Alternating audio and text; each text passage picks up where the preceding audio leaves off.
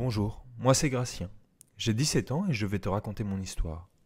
Tout a commencé dès ma plus tendre enfance. J'ai toujours aimé accompagner mes parents faire les courses, à tel point que je piquais des crises quand j'apprenais qu'ils y étaient allés sans moi, ou pendant que j'étais en cours. Parcourir les rayons et admirer les étalages était ma passion. En grandissant, j'ai appris à pouvoir aller seul dans ces supermarchés que j'aimais tant. Dès que ma mère avait besoin d'un produit ou avait oublié d'acheter quelque chose, j'accourais pour lui rendre le service d'y aller pour elle. Mais en réalité, c'était à moi que je rendais service. Les autres jeunes de mon âge passaient leur journée à jouer aux jeux vidéo ou entre amis. Pour moi, je ne me sentais bien que dans ces magasins. À l'école, j'étais un peu l'incompris de la classe. Je passais mon temps à rêvasser en cours, je ne m'intéressais pas aux autres élèves. Ils essayaient de faire des pas vers moi, mais j'avais du mal à tisser des liens. Cependant, tout a basculé quand j'ai appris qu'une fille de ma classe avait des sentiments pour moi. Et tout s'est enchaîné très vite quand elle m'a demandé de sortir avec elle. Je me suis dit, après tout, pourquoi pas? Car je n'avais jamais eu de petite amie. Et en plus, mes parents allaient être aux anges, car ils n'arrêtaient pas de me demander si j'avais une petite amie et quand j'allais leur présenter. Je n'aurais jamais dû me forcer à faire cela. Tout se passait bien pourtant au départ. On avait une relation d'amis plus, mais petit à petit, elle en a voulu plus, comme s'embrasser par exemple. Mais je n'étais clairement pas prêt. Pourtant, son insistance et la pression des autres ont fait que j'ai accepté de l'embrasser. Je ne l'avais jamais fait avant et surtout je n'en avais jamais ressenti l'envie. À 17 ans, c'était un peu bizarre de n'avoir jamais ressenti ce type d'envie, même avec les plus belles filles de la classe ou même les plus belles femmes du monde.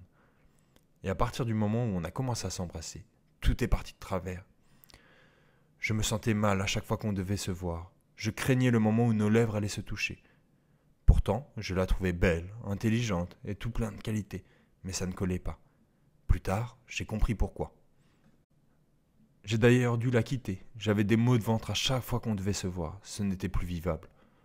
Je n'ai même pas pu lui donner d'explication. Elle m'a donc détesté. Et comme elle était très aimée au lycée, j'ai été détesté de tous au final. Je m'en veux car elle a souffert de cette rupture et surtout du fait de ne pas avoir eu d'explication. J'allais donc très mal à cette période et j'ai eu besoin de me ressourcer. Le seul endroit idéal pour moi était le supermarché de ma ville. Dès que je l'ai vu, je commençais déjà à sourire. Et quand j'ai passé le pas de l'entrée, j'ai senti une immense joie. C'est à cet instant que j'ai compris qu'il ne manquait rien à mon ex. Le seul problème, c'est qu'elle ne ressemblait pas assez à un supermarché.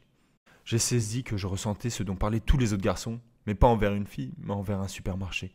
Je me suis renseigné sur internet et je suis tombé sur des forums, et je n'étais pas le seul dans ce cas apparemment. De plus en plus, je commençais à délaisser l'école et sécher les cours pour aller au supermarché. Mais le problème de ces visites fréquentes était que j'avais de plus en plus de mal à contrôler mes envies. Enfin, je ne sais pas si vous voyez ce que je veux dire. À chaque passage, les sensations étaient de plus en plus fortes, à tel point qu'un jour, j'ai craqué. J'ai du mal à dire à haute voix ce que j'ai fait, mais il le faut puisque mon psychologue me l'a conseillé dans le cadre de ma thérapie.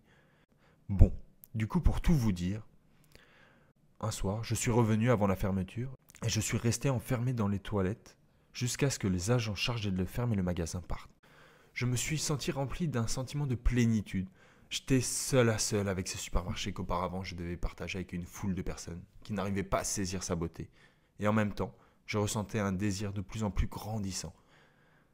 J'ai donc déboutonné mon pantalon et je l'ai fait. J'ai couché avec le supermarché. Ne me demandez pas comment on fait, cela ne peut pas être raconté sur YouTube. Je me suis un peu inquiété car sur les forums, il disait que si on couchait avec un supermarché, le directeur du magasin tombe enceinte. Mais j'ai vite oublié ça.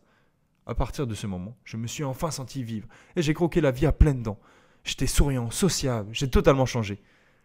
Mais tout a déchanté quand mes parents ont été prévenus par l'école de mes absences répétées. Ils m'ont privé de sortie et me déposaient et venaient me chercher à l'école, donc plus moyen d'aller assouvir mes besoins. J'ai donc dû faire le mur et sortir le soir pour aller au supermarché. J'étais tellement affolé quand j'ai vu le supermarché que je n'ai même pas fait attention qu'il n'était pas fermé et qu'il restait encore des employés. Je me suis déshabillé et j'ai couché avec le supermarché devant les yeux ébahis des employés qui ont appelé la police. Mes parents n'en revenaient pas. Ils ne savaient même pas comment réagir par rapport à ça et m'ont fait consulter un psychologue à qui j'essaye de passer à autre chose. Mais c'était trop difficile. En plus de ça, j'ai appris que la directrice du supermarché était tombée enceinte. J'espère juste que ce n'est pas mon enfant. Aujourd'hui, pour me sevrer de mon addiction, je vis en Afrique, puisqu'ici, il n'y a pas de supermarché. Dites-moi en commentaire, s'il vous plaît, si vous pensez que je peux être le père de l'enfant de la directrice, ou si c'est juste une connerie d'internet. J'ai peur.